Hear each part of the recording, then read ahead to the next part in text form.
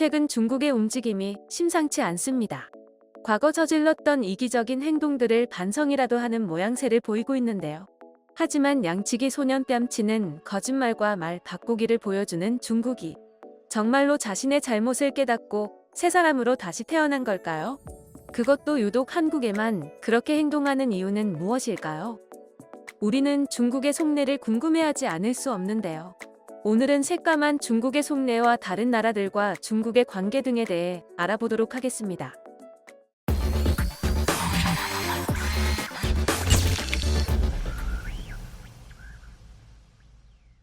최근 중국의 극장가에서는 사드 사태 이후 6년여 만에 처음으로 한국 영화가 상영되었습니다.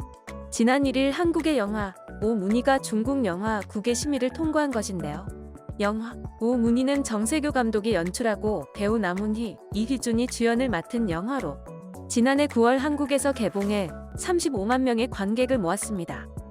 한국 영화가 중국에서 심의를 통과해 정식 개봉하는 것은 지난 2015년 9월 전지현, 이정재 등이 출연한 영화 암살 이후 6년 만에 처음인데요. 중국의 극장에는 해외 영화가 상영되지 않는 것으로 유명합니다. 중국이 나라를 살리고 중국이 모든 것의 중심이 되는 중뽕 영화가 아니라면 중국 영화라고 하더라도 개봉이 힘든 것이 현재 중국 영화계의 사정인데요. 특히나 서양의 영화라면 질색팔색을 해 중국 시장을 한번 뚫어보겠다고 디즈니에서 야심차게 만들어낸 영화 뮬란도 중국에서 처참하게 외면당했습니다. 중국은 미디어를 통제하는 것으로 아주 유명한데요. 영화가 이 정도인데 TV 프로그램은 사정이 더욱 심각합니다. 특히 아이돌의 경우 많은 팬덤을 이끄는 경우가 많아 집중 단속 대상이 되곤 하는데요. 최근 한국의 자랑스러운 아이돌인 BTS가 세계 시장을 장악했을 뿐만 아니라 중국에도 많은 영향을 미치자 불안했는지 어처구니 없는 조항을 만들기도 했습니다. 바로 남자 아이돌이 지나치게 잘생기거나 예쁘면 안 된다는 것인데요. 중국은 여성스러운 남자 아이돌 등을 근절하고 정확한 미적 기준을 세우겠다는 취지로 이러한 제한을 만들어냈습니다. 중요한 것은 남성적인 것이 어떤 것인지 대체 어디까지가 남성적인 것이고 어디까지가 여성적인 것인지 알 수가 없다는 것인데요. 미의 기준은 사람마다 다르기 때문에 이러한 기준을 적용하는 것은 말이 되지 않는 것입니다. 그럼에도 불구하고 중국은 이러한 요상한 법을 강조하고 있는데요. 일각에서는 시진핑의 아들이 자신보다 잘생긴 사람들을 질투해서 이러한 법이 나온 것 아니냐는 말이 떠돌았습니다. 이제 중국에서 잘생긴 남성의 기준이 시진핑이 되는 것이냐고 말하는 사람들도 있었습니다. 우리는 웃고 넘어가는 말도 중국에서는 실제로 일어나는 일이 되는 만큼 앞으로가 정말 걱정되는데요.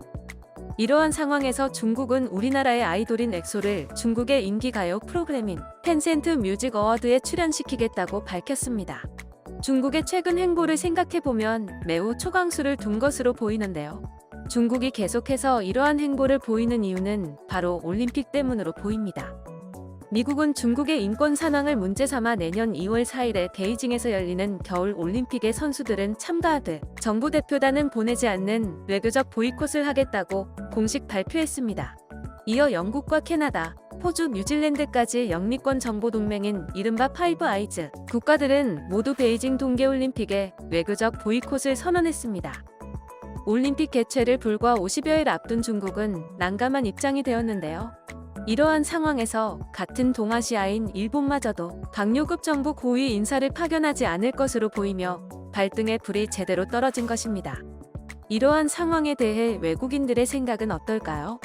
같이 한번 살펴보겠습니다. 중국은 우리의 운동선수를 가질 수는 있지만 우리의 정치인을 가질 수는 없습니다. 왜 우리는 게임 자체를 보이콧하지 않았을까? 어쨌든 선수를 보내는 어리석은 결정을 했다. 나는 정치인의 행동을 옹호하거나 정당화하지 않을 것입니다. 정치인이 스포츠 이벤트에서 정치적 중립의 가치를 존중하지 않는다면 그 사람이 어느 나라 출신이든 상관없습니다. 스포츠 이벤트의 주인공은 정치인이나 외교관이 아니라 운동선수입니다. 나는 동의하지 않습니다.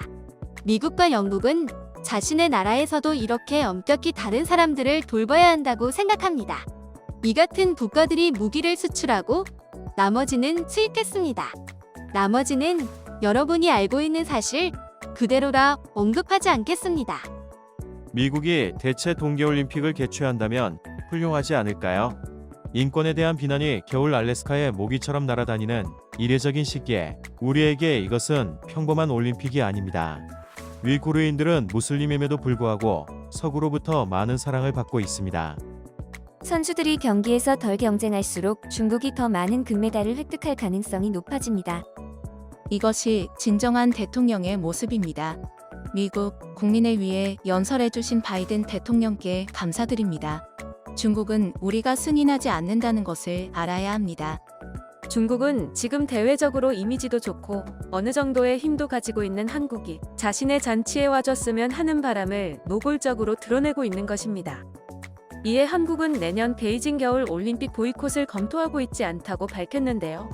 다만 그렇다고 해서 한국이 참석하는 것으로 결정한 것도 아니라고 말하며 아직까지도 중립적인 위치를 고수하고 있습니다. 만약 여기서 우리가 보이콧을 선언한다면 완벽히 미국의 대중경제 기류에 동참함에 따라 향후 미국 우호국들과의 경제 안보 협력을 기대할 수 있을 것입니다. 하지만 중국의 보복을 절대 간과해서는 안 되는데요. 우리나라는 중국과 위치적으로 붙어 있고 북한이라는 변수도 있는 만큼 신중해야 하는 것은 확실합니다. 이러한 상황에서 중국 음악 시상식에 출연하기로 했던 우리나라의 아이돌 그룹 엑소가 방송 며칠 전 돌연 출연이 취소되면서 중국이 그러면 그렇지 않은 인식이 더욱 굳어졌습니다. 워낙 한 입 가지고 두 말하는 것을 자주 하는 중국인 만큼 우리가 보이콧 선언을 하지 않는다고 앞으로도 우리에게 좋은 모습을 계속해서 보여줄 수 있을지는 미지수입니다.